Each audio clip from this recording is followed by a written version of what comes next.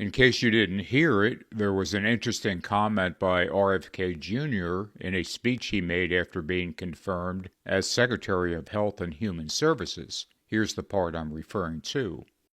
For 20 years, I'd gotten up every morning on my knees and prayed that God would put me in a position where I can end the childhood chronic disease epidemic in this country. On August 23rd of last year, God sent me President Trump. All right. President Trump has promised that he's going to restore America's strength. But we can't be a strong nation if we have a weak citizenry. If people are sick, 60% of our people are sick, 77%, as President Trump mentioned, of our children cannot qualify for military service. And we need a man on a white horse now. Kennedy's reference to Trump as a man on a white horse is rather interesting from a biblical perspective, as the rider of the white horse is the first of the four horsemen of the apocalypse. He is also the Antichrist. Perhaps even more remarkable, though, is that there is actually another direct connection of Donald J. Trump to the words white horse. If you don't know, in the late 1800s, Trump's paternal grandfather, Frederick Trump, moved from Seattle to the Yukon during the Klondike Gold Rush. Frederick Trump made a fortune operating a brothel and a bar for miners in White Horse, Yukon, one of 3 territories in northwestern Canada located just below Alaska. So Trump's own family is actually connected to a town named White Horse, as is the beginning of the Trump family fortune. But getting back to the biblical reference to the white horse, the verse in question is in Revelation 6:2 and reads as follows, "And I saw, and behold, a white horse, and he that sat on him had a bow, and a crown was given unto him,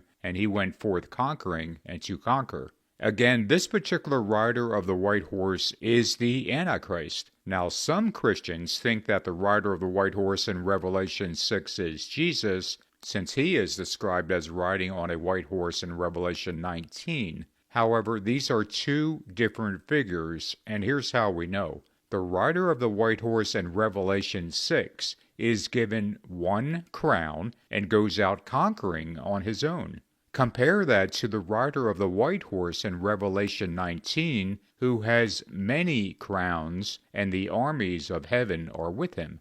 Thus, we can see that the rider of the white horse in Revelation 19 is Jesus Christ, while the rider of the white horse in Revelation 6 is the false Christ, the Antichrist. It is the Antichrist who deludes Christians into seeing him as a heroic figure. He is their knight in shining armor coming to save the day and going forth to conquer America's enemies and his own. And indeed, that is exactly how many Trump supporters already see him. He is often photoshopped as Rambo or Captain America or even Superman, all with the idea in mind that he is this powerful force fighting for good. But despite the rider on the white horse in Revelation 6 being seen as a heroic figure coming to our rescue, in reality, this is a Trojan horse designed to deceive Christians. Instead of riding in to save America and defend Christianity, the rider of this white horse inwardly harbors evil ambitions designed to delude many and magnify his own name above that of anyone else. Donald Trump is indeed the rider on the white horse. He is the Antichrist.